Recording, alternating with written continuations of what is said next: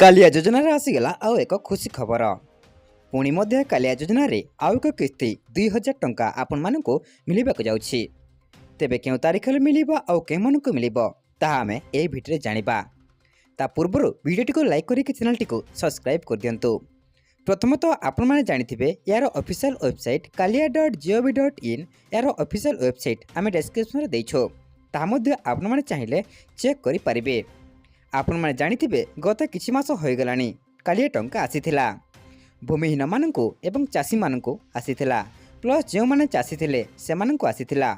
आउ एक कथा भी जानिथिबे कालिया योजना अधीन रे टंका मिली थाए। तो केउतरे दुईटी किस्ती रे टंका मिली थाए ता आपण माने जानिथिबे।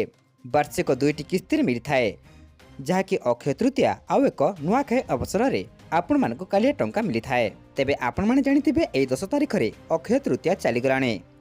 तेबे एई मासर जहाँकि 20 तारिख रे कालिया योजनार किस्ती टंका आसीबो बोली सूचना मध्ये रहिछि। तेबे आपण एई वेबसाइट को आसी आपणकर लिस्ट देखि पारिबे। जो मानकर नाम थिबो से माने मध्ये पाई पारिबे।